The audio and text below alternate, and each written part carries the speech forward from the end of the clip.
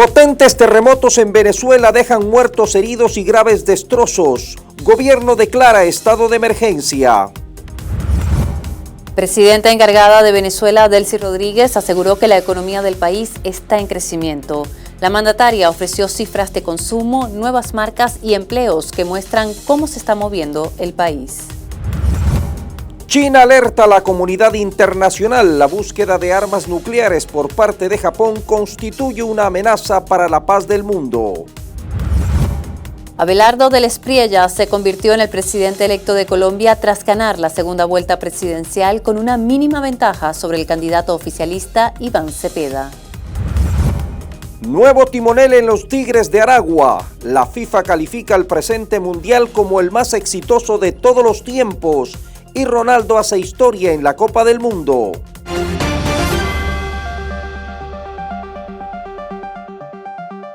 Mientras Venezuela se muestra conmocionada por la tragedia que dejan dos terremotos, en China ese país alerta por la búsqueda de armamento nuclear por parte de Japón. Bienvenidos a las noticias. Melanie. Así damos inicio a esta dinámica global. Comenzamos. Los pasos que Japón está dando hacia albergar armas nucleares en su territorio ya constituyen una amenaza real, no potencial, advirtió el 25 de junio el portavoz de Defensa China. Zhang Xiaogang hizo extensiva la preocupación de su país en respuesta a una consulta de los medios sobre la cooperación entre Estados Unidos y Japón en materia de la denominada disuasión extendida. Dicha estrategia contempla proteger a sus aliados mediante diversos medios, incluido el uso de capacidades nucleares. Zhang señaló que esto no solo agrava los riesgos de proliferación nuclear, sino que además se perfila como antesala de un conflicto atómico. El portavoz criticó al gobierno japonés por presentarse como víctima de los bombardeos nucleares, al tiempo que busca activamente introducir armas de este tipo por parte de sus aliados. Abelardo del Espriella se convirtió en el presidente electo de Colombia tras ganar la segunda vuelta presidencial con una mínima ventaja sobre el candidato oficialista Iván Cepeda. El abogado y candidato conservador obtuvo el 49.66% de los votos, frente al 48.70% alcanzado por el senador de izquierda Iván Cepeda en una reñida votación. El resultado de este balotaje ha sido el más ajustado en la historia del país. Cepeda reconoció la victoria del Espriella, indicando que aceptaba los resultados como un acto de responsabilidad democrática. No obstante, denunció la injerencia del gobierno de Estados Unidos y Donald Trump en el proceso comicial a favor del candidato de la derecha, a quien también acusó de una masiva operación de compra de votos y el uso de estrategias de manipulación mediante inteligencia artificial. Del Espriella, quien asumirá como presidente de Colombia el próximo 7 de agosto, anunció que va a restaurar las relaciones con Israel y las fortalecerá como nunca antes. Más de 41 millones de electores estaban convocados para sufragar. La decisión del candidato Roberto Sánchez de no reconocer la victoria de Keiko Fujimori podría facilitar un alzamiento de violencia y perpetuar la inestabilidad política del Perú. Así lo adelantaron varios analistas políticos que destacaron que el candidato perdedor, además de consolidarse como líder antifujimorista, pondría al país en un estado de confrontación permanente. Si bien los organismos electorales todavía no proclaman oficialmente su victoria, la ventaja obtenida por Keiko Fujimori en el escrutinio ya es considerada irreversible, por lo que se perfila como la próxima presidenta del país sudamericano. La posición del candidato de Juntos por el Perú obedece a la negativa del organismo de control electoral de anular la votación de los peruanos en el exterior. Según Sánchez, las modificaciones reglamentarias en el procedimiento de envío y transmisión de votos nulitó su transparencia y por ende la ventaja que Keiko Fujimori obtuvo en el resultado final. El presidente ruso Vladimir Putin aseguró que en Occidente ya hablan abiertamente de prepararse para una guerra contra Rusia. Él dejó claro que Moscú está preparada para responder de forma rápida y adecuada ante cualquier amenaza externa e interna. Vemos que, si antes los países de la OTAN se limitaban a apoyar al régimen de Kiev, que llegó al poder mediante un golpe de Estado armado ilegal, ahora en Occidente se habla abiertamente de que se están preparando para la guerra contra nosotros y están aumentando sus presupuestos militares ofensivos. Al mismo tiempo, para justificar tales gastos y la radical militarización de sus estados, los dirigentes de los países de la OTAN y de la Unión Europea siguen recurriendo, como antes, a falsas acusaciones sobre una supuesta amenaza militar rusa.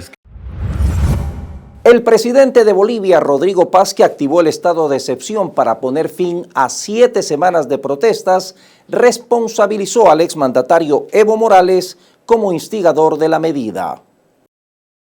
Morales rechazó la acusación y asegura que se trata de una sublevación popular contra el neoliberalismo y el Estado colonial. En sus palabras, la crisis ha dejado un gobierno sin autoridad. Mientras Paz apuesta por la mano dura con respaldo castrense, el expresidente convoca a la resistencia en las calles y la tensión política continúa escalando sin un diálogo entre todos los sectores. Reclamado por la justicia y refugiado en su bastión del Chapare, Evo Morales desafía al gobierno de Rodrigo Paz y rechaza cualquier salida que implique entregarse. El telón de fondo es el de una Bolivia al borde del colapso, donde las principales ciudades han padecido el desabastecimiento de alimentos, combustible y medicinas a causa de los bloqueos de carretera contra Paz, cuya dimisión vienen reclamando desde hace tiempo sindicatos y organizaciones indígenas. El primer ministro del Reino Unido, Keir Starmer, anunció su dimisión como jefe de gobierno y líder del Partido Laborista. La decisión llega tras semanas de presiones dentro y fuera de su partido. Aún así, se mantendrá en el cargo hasta que sea elegido su sucesor.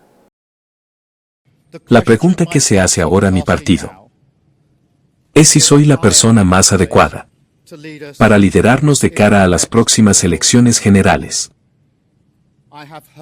He escuchado la respuesta de mi grupo parlamentario a esa pregunta y la acepto de buen grado. Cada decisión que he tomado ha sido para anteponer al país que amo. Por eso, voy a dimitir como líder del Partido Laborista. Esta mañana he hablado con Su Majestad el Rey para informarle de mi decisión. Starmer llegó al poder hace menos de 2 años. El 9 de julio iniciará el proceso para elegir al nuevo líder laborista, que debería concluir antes de que el Parlamento reanude sus sesiones en septiembre. Con su salida, el Reino Unido se prepara para recibir a su 7º primer ministro en una década. Las acciones de la compañía tecnológica y aeroespacial SpaceX se desplomaron en un 10.6% en la Bolsa de Valores de Nueva York, con lo que ya suman así varios días seguidos con pérdidas, acumulando un descenso del 18%. La fuerte caída se produjo luego de que la empresa anunciara su primera oferta de bonos senior no garantizados por hasta $20.000 millones, una operación de deuda histórica que encendió las alarmas entre los inversionistas. El mercado interpretó la medida como una señal de que la firma fundada por Elon Musk necesita financiamiento urgente para sostener sus ambiciosos proyectos espaciales. Analistas advierten que la combinación de una deuda masiva y la volatilidad del mercado podrían presionar aún más a la compañía en los próximos días, mientras el mundo financiero observa con atención los próximos movimientos de la empresa aeroespacial más valiosa del planeta. La jornada del 22 de junio estuvo marcada por descensos en las acciones de otras firmas del sector como Alphabet, Amazon y Microsoft. En un giro histórico que refuerza la posición de Teherán, Washington autorizó a Irán a vender petróleo y productos petroquímicos en dólares, incluso a compradores estadounidenses. La licencia del Departamento del Tesoro suspende las restricciones sobre exportaciones energéticas iraníes, permitiendo producción, venta, transporte y servicios asociados como banca, seguros y envíos marítimos. El secretario del Tesoro, Scott Bessent, indicó que la medida responde a los acuerdos alcanzados en Suiza, donde Teherán se comprometió a garantizar el libre tránsito por el estrecho de Hormuz y a permitir el acceso de inspectores de la OIEA para que inspeccionen su programa nuclear, situación que fue negada por Irán. La licencia incluso autoriza la importación de crudo iraní a territorio estadounidense cuando sea necesario para su venta o descarga, algo que no ocurría desde las sanciones impuestas tras la Revolución Islámica de 1979. Medios internacionales destacaron que el acuerdo se produce luego de que Washington y Teherán reportaran avances en una nueva ronda de conversaciones orientadas a consolidar un entendimiento más amplio y prolongar el frágil alto el fuego alcanzado meses atrás.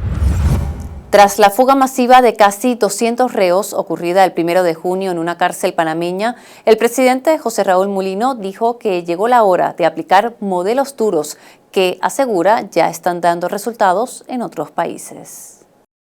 Lo sucedido en esa fuga me indigna y avergüenza, lo digo con toda franqueza. Es una bisagra.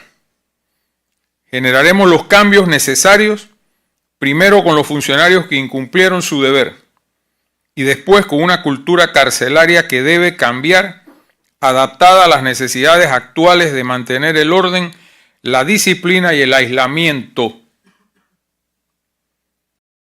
Es hora de utilizar modelos duros que están dando resultados en otras partes, con nuevas estructuras y políticas públicas que anunciaré el día 1 de julio. La fuga demuestra que el sistema falló, colapsó. Como es sabido, hubo una fuga de 195 presos, de los cuales 178 ya están nuevamente en la cárcel. Y se están buscando los restantes, que si bien no son presos de alto perfil o jefes de banda, son fugados que cometieron delitos y serán encontrados y volverán a la cárcel, que es donde deben estar. 4 décadas después de que el SIDA emergiera como una crisis mundial, los avances logrados contra el VIH corren riesgo de retroceder. La razón, la reducción de la ayuda internacional y la presión financiera sobre los programas de prevención y tratamiento. Más de 32 millones de personas reciben tratamiento antirretroviral y las muertes por SIDA cayeron un 70% en el mundo desde el 2004. Sin embargo, 9.2 millones aún no tienen acceso a atención, mientras las pruebas de VIH disminuyeron en los países más afectados. Durante la reunión de alto nivel de la Asamblea General sobre el VIH que se celebra cada 5 años desde el 2001, dirigentes y activistas instaron a los gobiernos a renovar su compromiso de poner fin al SIDA como amenaza para la salud pública antes del 2030. La cita realizada el 22 y 23 de junio planteó adoptar una nueva declaración política que oriente la respuesta mundial al VIH y exige el cumplimiento de los compromisos acordados. Honduras está evaluando comprar drones a Ucrania para reforzar la seguridad en sus fronteras y apoyar las operaciones contra el narcotráfico. Estamos hablando de temas de drones para custodia de nuestras fronteras, para poder vigilar nuestras fronteras bien, luchar contra el tema del crimen organizado con equipo tecnificado. Ese es el fin de la idea. Y creo que las conversaciones para intercambio comercial va a ser muy importante también. Y China ha superado a Estados Unidos para hacerse con el primer puesto en la lista de las supercomputadoras más rápidas del mundo. Los resultados evidencian el deseo de Pekín de demostrar autosuficiencia en sistemas informáticos más que sobre su posición en la carrera mundial de la inteligencia artificial. El sistema Linshine utiliza chips de diseño nacional y obtuvo el primer puesto en el Top 500, una clasificación mundial bianual de supercomputadoras, siendo la primera vez que el país aparece en dicha lista en 3 años.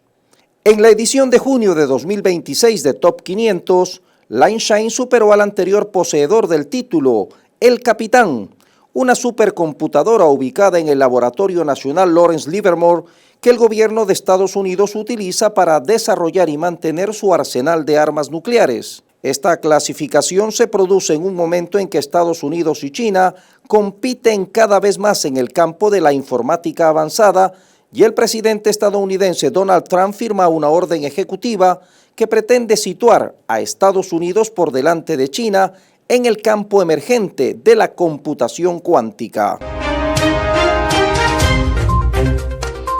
Rusia calificó a la Corte Penal Internacional como un órgano político que cumple encargos. Maxim Mushkin, jefe del Departamento Jurídico de la Cancillería, denunció lo que calificó como corrupción interna, acotando que el tribunal cumple encargos y no actúa como un tribunal normal. Denunció que el financiamiento de los juicios mediante contribuciones voluntarias de los estados involucrados, a su criterio, equivale a un soborno. Finalmente instó a los países que forman parte por error del organismo a que se retiren del mismo. Más de 11.000 edificios quedaron totalmente destruidos en el sur del Líbano por los ataques aéreos de Israel y sus operaciones de demolición. La cifra fue dada a conocer en un informe del Programa de las Naciones Unidas para el Desarrollo PNUD, que también reporta más de 2.200 estructuras con daños parciales y unas 5.000 con daños menores. Además, el Ministerio de Asuntos Sociales del Líbano informó que los desplazados por el conflicto superan las 900.000 personas, el 16% de la población. La Agencia de Seguridad Aérea de la Unión Europea ha ordenado el 22 de junio inspecciones de emergencia en 16 aviones Airbus A380 después de que se detectaran grietas en un componente estructural del interior de las alas de estos superjumbos. Airbus, el mayor fabricante de aviones de Europa, ha confirmado que 15 de los aviones afectados operan para Emirates con sede en Dubái y uno para la australiana Qantas. 5 aparatos de Emirates deberán someterse a inspecciones antes de reiniciar actividades. El brote de ébola en la República Democrática del Congo ya supera los 1.000 casos y 275 muertes. Es, de hecho, la tercera peor epidemia de ébola registrada en la historia. Su rápida propagación por 3 provincias del este del país ha llevado a expertos sanitarios a advertir que este brote podría incluso superar la epidemia que dejó más de 11.000 fallecidos en África Occidental entre 2014 y 2016. El virus provoca fiebre hemorrágica, vómitos y hemorragias internas, y su avance mantiene en alerta a las autoridades de salud. La presidenta de México, Claudia Sheinbaum, dijo el 22 de junio que México podría reiniciar pronto sus envíos de petróleo a Cuba, aunque no por medio de la empresa estatal Petróleos Mexicanos Pemex, que lo suspendió a principios de año, sino de compañías privadas interesadas en comerciar hidrocarburos con la isla. Se está trabajando en ello, dijo Sheinbaum, desde hace tiempo y esperamos que se pueda reanudar pronto. No es un tema humanitario, dijo, sino una transacción comercial. Las fuerzas de seguridad de Colombia abatieron el 20 de junio a Iván Jacobo Hidrobo, alias Marlon, experto en explosivos y cerebro ejecutor de múltiples atentados terroristas en el departamento del Cauca. Era el segundo al mando de Iván Mordisco, máximo cabecilla de las disidencias de las FARC. Las autoridades calificaron este operativo como el golpe más duro a las estructuras armadas de las mafias en el occidente del país. El más peligroso asesino, terrorista y reclutador de menores en el suroccidente del país, alias Marlon, también figuraba entre los criminales más buscados internacionalmente. Un juez federal de California bloqueó el 23 de junio a nivel nacional la política del gobierno de Donald Trump de realizar arrestos en tribunales de inmigración, poniendo fin a una práctica que concitó críticas en todo el país. La medida encendió las alarmas entre abogados y defensores, quienes dijeron que la práctica estaba convirtiendo los tribunales de inmigración de espacios de debido proceso en zonas de temor y castigando a personas que estaban siguiendo las reglas. El Salvador realizó el mayor decomiso de droga en la historia del país. El 18 de junio, la Marina Nacional interceptó 2 embarcaciones semisumergibles con 6.68 toneladas de cocaína en aguas del Océano Pacífico, valoradas en unos 167 millones de dólares. En la operación fueron detenidos 6 presuntos narcotraficantes, 4 colombianos y 2 ecuatorianos. Con este golpe, El Salvador acumula más de 13.000 toneladas de cocaína incautadas en lo que va de 2026. La ola de calor en Europa amenaza con provocar extensos apagones. Las temperaturas sin precedentes están disparando la demanda de aire acondicionado y provocan fuertes aumentos en el consumo de electricidad. La red eléctrica europea se pone a prueba mientras el continente se asa bajo la tercera ola de calor del año. Los meteorólogos advierten que en la última semana de junio las temperaturas podrían alcanzar unos sofocantes 43 grados centígrados en el Mediterráneo, mientras Europa Occidental se prepara para un calor y temperaturas récord. El presidente de Ecuador, Daniel Noboa, oficializó el 19 de junio la fusión de 8 ministerios y secretarías para reducir el tamaño del gobierno, una medida anunciada a inicios de junio. Los ministerios de Economía y Finanzas, Agricultura, Ganadería y Pesca y de Producción pasan a convertirse en el Ministerio de Desarrollo Económico y Productivo. Por su parte, los ministerios de Infraestructura y Transporte y de Telecomunicaciones y Sociedad de la Información se unen en el Ministerio de Infraestructura y Tecnología. Además, los ministerios de Trabajo, Desarrollo Humano y la Secretaría de Gestión y Desarrollo de Pueblos y Nacionalidades se integran en el Ministerio de Trabajo y Desarrollo Humano. 40 alcaldes de todo el mundo firmaron el 23 de junio un pacto pionero que fija condiciones para aceptar centros de datos de inteligencia artificial. Denuncian que la industria tensiona redes eléctricas, agota el agua y desplaza viviendas. El acuerdo presentado en la London Climate Action Week por 40 ciudades establece estándares comunes sobre la energía limpia, elección de emplazamientos, uso del agua y beneficios para las comunidades. Los potentes terremotos que afectaron Venezuela el 24 de junio dejaron decenas de muertos, cientos de heridos y miles de damnificados. De acuerdo a físicos, geólogos y expertos en sismología, los dos movimientos telúricos consecutivos que afectaron al país estuvieron separados por tan solo 39 segundos, configurando lo que se conoce como doblete sísmico.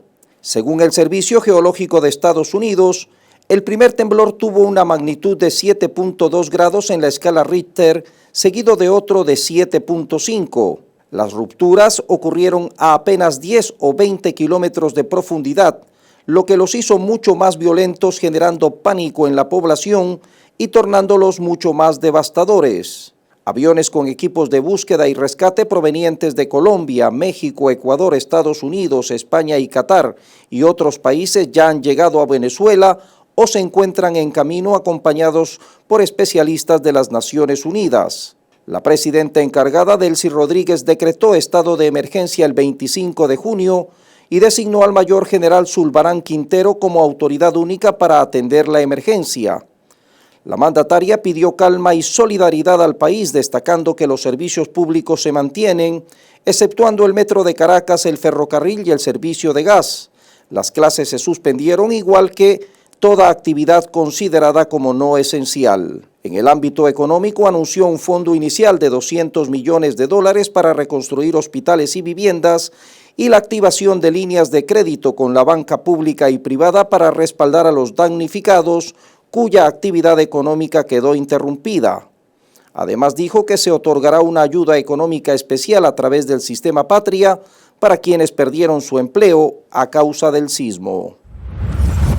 Durante la inauguración del Segundo Congreso Mundial de Retailers 2026, la presidenta encargada de Venezuela, Delcy Rodríguez, aseguró que la economía del país está en crecimiento. La mandataria ofreció cifras de consumo, nuevas marcas y empleos que muestran cómo se está moviendo el país. En los primeros 5 meses el crecimiento del consumo real es del 28% en relación al año anterior, pero también cuando vemos cómo ha crecido este sector que ya hoy cuenta con 644.000 empleos directos en este sector, vemos también cómo ha venido creciendo el registro de los nuevos comercios en un 147%, las nuevas marcas en un 49%. Hoy Venezuela tiene 1.600 supermercados y 73 hipermercados y una red de 6.000 farmacias que en su conjunto permite el abastecimiento tanto de alimentos como de medicamentos. Hablaba justamente con el ministro Leal que la red de distribución de alimentos del sector público es una de las más importantes, cubre el 37% de la distribución de alimentos en todo el país. En un fin de semana, Venezuela, su sector público de distribución, puede cubrir hasta 30.000 toneladas, lo cual habla de una gran capacidad logística, de infraestructura. Ya la CEPAL proyecta un crecimiento del 6.5% para este año y un abastecimiento pleno hoy en el país, donde el abastecimiento ha alcanzado cifras que no se habían visto en los últimos 20 años, de un 98%, pero yo quiero aprovechar esta oportunidad para resaltar que el 90% de los productos que están en los anaqueles, en los sectores de distribución, son productos venezolanos. En el marco de los 205 años de la batalla de Carabobo y el Día del Ejército Bolivariano, la presidenta Delcy Rodríguez encabezó los actos oficiales el 24 de junio con un discurso centrado en soberanía y resistencia internacional. Rodríguez aseguró que el país enfrenta el escrutinio de sectores que promueven matrices de opinión para desestabilizar el panorama político, acotando que hoy Venezuela es observada, criticada y atacada por fuerzas externas y a veces desde el interior por quienes no comprenden la realidad actual del país. Ratificó la apuesta por la paz y la diplomacia para resolver controversias, incluso con los Estados Unidos, instando a defender cada día la libertad y la independencia. Destacó además el legado de Simón Bolívar como estadista y promotor del derecho internacional, llamando a la Fuerza Armada Nacional Bolivariana a seguir esa ruta histórica. Junto a intelectuales de 12 países de Latinoamérica reunidos en Caracas, la presidenta encargada Delcy Rodríguez instó a la unidad regional durante la clausura del acto central por el bicentenario del Congreso Anfictiónico de Panamá. Bolívar sabía que frente al proyecto de unión, de integración, de una expansión política basada en nuestras igualdades, estaba también el destino manifiesto y la contradicción histórica que hoy nos acompaña. Y que esa contradicción se traduce hoy en el excepcionalismo estadounidense versus la idea de crear una unión verdadera. Y ese es el dilema que tenemos hoy acá. No podemos seguir postergando esta contradicción histórica. Nosotros tenemos el deber responsable, con respeto, de hacer entender de qué se trata esa América Latina que está en ebullición, que está defendiendo un camino de independencia y de libertad y que no está dispuesta a la entrega. Entiendan que una América Latina unida no es una amenaza. Entiendan que una América Latina unida es esperanza para este continente y para la humanidad. El Sistema Nacional de Pago Móvil registra en el país más de 12 millones de transacciones al día, lo que se traduce en 8.500 por minuto y un movimiento económico que solo en mayo alcanzó los 5.800 millones de dólares. Según el analista económico Eleazar Colmenares, a partir de estas cifras macroeconómicas se evidencia un crecimiento del consumo nacional, lo que debería venir acompañado de una mayor producción. Colmenares instó el 22 de junio a que el comercio sea más práctico para que la clientela no dependa de efectivo ni tenga limitaciones al momento de efectuar pagos en tiempo real. Destacó que el sector financiero se orienta a que las personas puedan ejecutar transferencias sin mayor dificultad o se registren en plataformas digitales sin llenar trámites burocráticos o papeleos. Anunció que dentro de poco se piensa activar el sistema contactless o pago sin contacto que permite cancelar acercando la tarjeta al teléfono móvil o un reloj inteligente sin necesidad de insertar la tarjeta ni entregarla al cajero. En lo que va del mes de junio de este año, Venezuela se ha convertido en el cuarto proveedor del petróleo de la India al enviar 292.000 barriles por día, lo que representa el 6% del total de las importaciones del hidrocarburo de la nación asiática. Según publicó Energy World, Venezuela, Angola, Brasil e Irán surtieron de crudo al país asiático mientras se sucedía el problema de los buques en Oriente Medio tras el cierre del estrecho de Hormuz, y evidencia el retorno oficial del crudo venezolano al mercado internacional. Presidenta encargada Delcy Rodríguez afirmó que la agresión militar de Estados Unidos contra Venezuela ocurrida el 3 de enero marcó un punto de inflexión en la política del país, un hecho que redefinió también la manera de encarar las relaciones internacionales. Sin duda alguna, el 3 de enero del 2026 marcó una inflexión en la política nacional y en nuestra visión de las relaciones internacionales, de retomar camino diplomático con el gobierno de los Estados Unidos. Han transcurrido ya casi 6 meses y siento que ha sido el camino correcto. Dirimir las controversias, dirimir las diferencias, que las hay, que existen a través del espacio diplomático, y garantizar la tranquilidad, la paz, la soberanía y la independencia de Venezuela. Las relaciones bilaterales entre Colombia y Venezuela se profundizan mediante la Comisión de Vecindad con sus 9 grupos de trabajo activos y generando resultados positivos, destacó el 22 de junio el embajador del vecino país, Milton Rengifo, quien resaltó importantes avances en protección ambiental, seguridad fronteriza y atención consular. Destacó además el Protocolo Colombia sobre áreas protegidas y gestión de riesgo, resaltando la cooperación operativa en la frontera entre ambos países.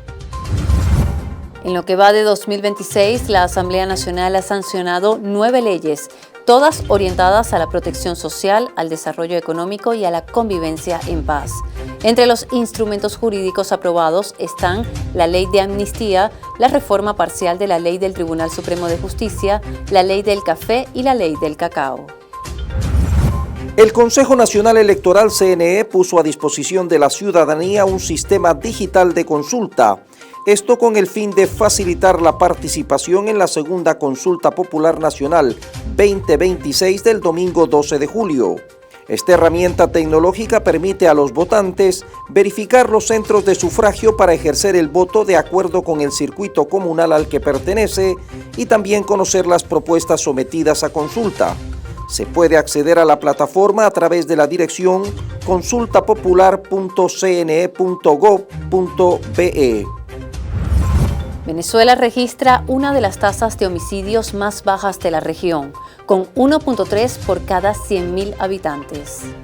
Para este año 2026, semana 25, tenemos 456 víctimas de homicidio.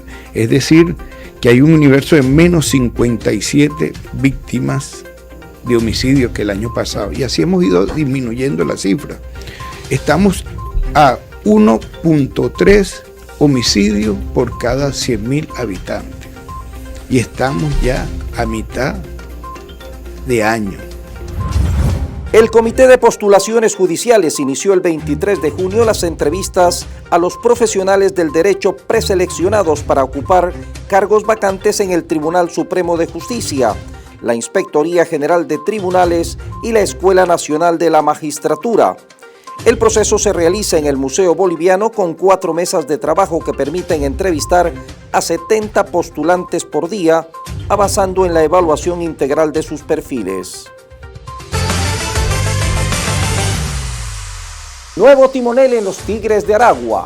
La FIFA califica al presente mundial como el más exitoso de todos los tiempos. Y Ronaldo hace historia en la Copa del Mundo. Los Tigres de Aragua anunciaron el 20 de junio la contratación del experimentado técnico Miguel Pérez como nuevo manager del equipo para la temporada 2026-2027 de la Liga Venezolana de Béisbol Profesional. Miguel Pérez, de 42 años, sustituye en el cargo de estratega de los aragüeños a Osvaldo Guillén, quien dirigió al club en la campaña 25-26 y fue desvinculado de manera oficial el mes pasado. El presidente de la FIFA, Gianni Infantino, aseguró que la Copa Mundial de la FIFA 2026 se ha convertido en el mundial más exitoso de la historia, al destacar la masiva asistencia a los estadios, el alto nivel competitivo y el impacto que ha tenido el torneo en sus primeras semanas de competencia. Pese al alto costo de las entradas, destacó el promedio de asistencia a los estadios en un 99.6%, así como el número de sedes. En lo deportivo, la aparición de nuevas selecciones, así como la cantidad de goles que bordea ahora casi los 3 por encuentro. Cristiano Ronaldo suma otra marca a su leyenda. El artillero aportó con 2 tantos en el 5-0 sobre Uzbekistán y se convirtió en el único jugador en anotar en 6 mundiales, además de convertirse en el máximo goleador de su país en la cita ecuménica. Sus 10 goles anotados hasta ahora los consiguió en los mundiales de Alemania 2006, Sudáfrica 2010, Brasil 2014, Rusia 2018, Qatar 2022 y ahora en el 2026. Cada 26 de junio se conmemora el Día Internacional de la Lucha contra el Uso Indebido y el Tráfico Ilícito de Drogas, también conocido como el Día Mundial contra las Drogas. Una fecha para reforzar la acción y la cooperación entre los países con el fin de alcanzar una sociedad libre de este flagelo que cobra miles de vidas, en especial jóvenes en el mundo. El consumo y la distribución de drogas ilegales, Melanie y amigos, ha logrado traspasar fronteras, afectando la seguridad y el desarrollo sostenible de las naciones. De ahí la necesidad de una lucha frontal contra ellas. Así despedimos esta dinámica global. Nos vemos en una próxima edición.